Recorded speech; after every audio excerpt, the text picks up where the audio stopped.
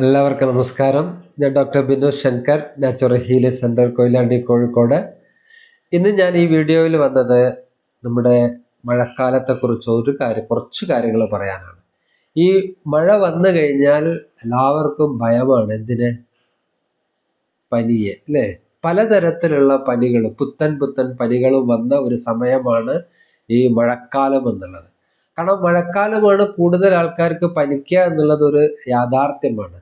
ആ കാലഘട്ടത്തിൽ തന്നെ നമുക്ക് പുതിയ പനികളും നമ്മൾക്ക് എന്താ പറയാ ഭയാനകമായ പനികളും ഉണ്ടെന്നെല്ലാം പറയുന്ന സമയത്ത് ശരിക്കും അത് കൂടുതൽ നമ്മൾ പ്രയാസത്തിലേക്ക് പോവാണ് ചെയ്യുന്നത്.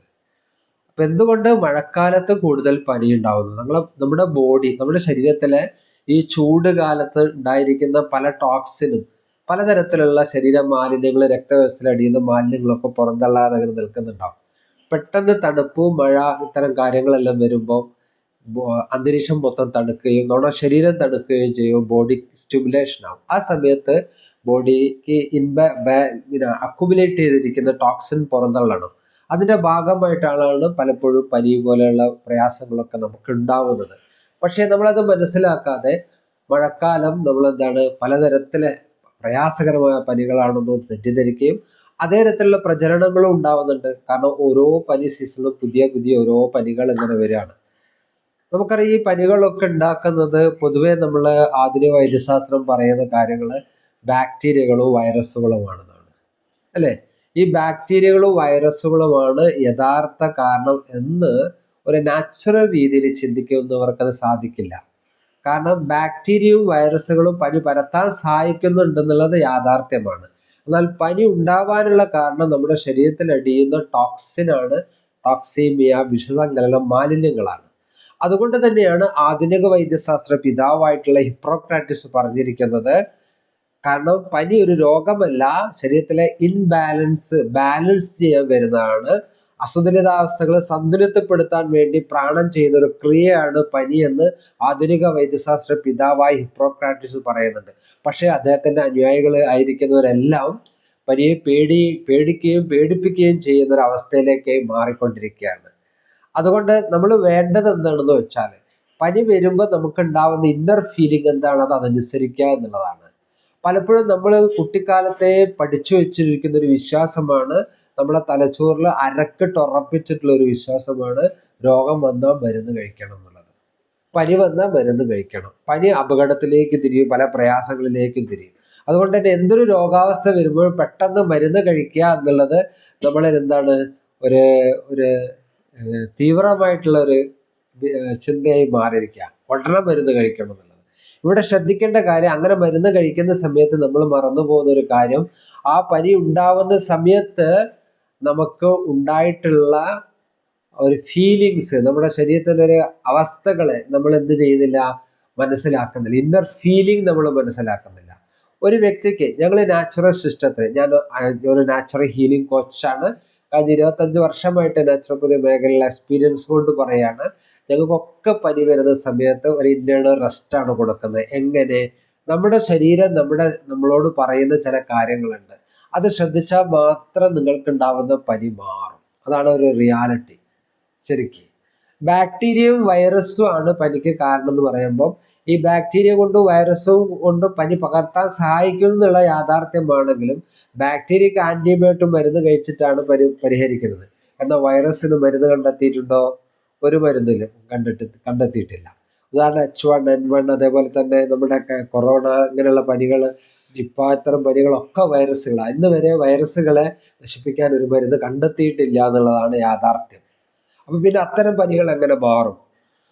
അവിടെയാണ് നാച്ചുറോപ്പതിയുടെ പ്രസക്തി എന്ന് പറയാം. കാരണം നമുക്കുണ്ടാകുന്ന ഇന്നർ ഫീലിംഗ്, നമുക്ക് പലതരത്തിലുള്ള ഫീലിങ്ങുകൾ ബോഡിയിലുണ്ടാകും. ആ ഇന്നർ ഫീലിംഗ് നമ്മൾ എന്താക്കേണ്ടതുണ്ട്? ശ്രദ്ധിക്കേണ്ടതുണ്ട്. ഇന്നർ ഫീലിംഗ് എന്ന് പറഞ്ഞാൽ പ്രത്യേകിച്ചും പനി വരുന്ന സമയത്ത് നമുക്ക് എന്തുണ്ടാവില്ല? വിശപ്പുണ്ടാവില്ല. പനിക്കുമ്പോൾ വിശപ്പുണ്ടാവില്ല, അല്ലെ? ഒട്ടുമിക്ക ആൾക്കാർക്ക് വിശപ്പുണ്ടാവില്ല. വായ്ക്ക് കയ്പുണ്ടാവും, അരുചി ഉണ്ടാവും, അതേപോലെ തന്നെ നല്ല ദാഹം ഉണ്ടാവും, ക്ഷീണം ഉണ്ടാവും. അപ്പൊ ഈ കാര്യങ്ങൾ ഒക്കെ നമ്മൾ അനുസരിച്ച് കൊടുക്കണം. ഒന്നാമത്തത് വിശപ്പില്ലെങ്കിൽ എന്ത് ചെയ്യണം? ഭക്ഷണം കഴിക്കാതിരിക്കണം. അല്ലെങ്കിൽ വളരെ ഈസി ഫ്രൂട്ട് ജ്യൂസുകളോ പഴച്ചാറുകളോ മാത്രം കഴിച്ചിട്ടിരിക്കണം. കട്ടിയുള്ള ആഹാരങ്ങളൊന്നും കഴിക്കാതിരിക്കുക. നല്ല ക്ഷീണം ഉണ്ടാവും, നന്നായിട്ട് റെസ്റ്റ് എടുക്കുക. നല്ല ദാഹം ഉണ്ടെങ്കിൽ ധാരാളം വെള്ളം കുടിക്കുക. ഇതൊക്കെ ഒരു ഒട്ടുമിക്ക പനികൾക്കും കാണുന്ന ഒരു കാര്യങ്ങളാണ്. പക്ഷെ ഈ സമയത്ത് നമ്മൾ തളർന്നു പോകും, പ്രയാസത്തിലേക്ക് പോകും എന്നൊക്കെ ധരിച്ചിട്ട് ഭക്ഷണം നിർബന്ധിച്ചു കൊടുക്കുകയാണ്. ഇതിന് നമ്മൾ കൂടുതലൊന്നും ചിന്തിക്കേണ്ടതല്ല. നിങ്ങളെ കുട്ടികളിലേക്ക് നോക്കിയാൽ മതി. നമ്മുടെ കുട്ടികളൊന്നും എന്താണ് പനി വന്നാൽ വിശപ്പില്ലാത്ത സമയത്ത് ഒന്നും കഴിക്കില്ല. മുതിർന്നവരെന്ത് ചെയ്യും? കഴിച്ചിട്ടില്ലെങ്കിലോ എന്ന് കരുതി എങ്ങനെങ്കിലും കഴിക്കാൻ ശ്രമിക്കും. അപ്പോൾ നമ്മൾ ശ്രദ്ധിക്കേണ്ട കാര്യം, ഏത് പനി, ഇപ്പം നമ്മുടെ മഴ സീസണാണ് വരുന്നത്, ഈ റെയിനി സീസണിൽ നിങ്ങൾക്ക് ഉണ്ടാകുന്ന ബുദ്ധിമുട്ടുകൾ കുറയ്ക്കാൻ വേണ്ടിയിട്ടാണ് പറയുന്നത്.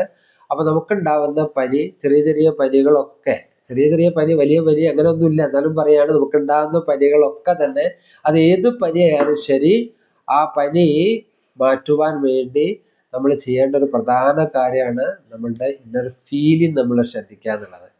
ഇന്നർ ഫീലിംഗ് എന്ന് പറഞ്ഞാൽ വിശപ്പില്ലാത്ത അവസ്ഥ ഉണ്ടെങ്കിൽ നമ്മൾ ഭക്ഷണം കഴിക്കാതിരിക്കുക, ദാഹം കൂടുതലുണ്ടെങ്കിൽ ധാരാളം വെള്ളം കുടിക്കുക, ക്ഷീണം ഉണ്ടെങ്കിൽ റെസ്റ്റ് എടുക്കുക. ഇതൊക്കെ വളരെ പ്രധാനപ്പെട്ട കാര്യങ്ങളാണ്.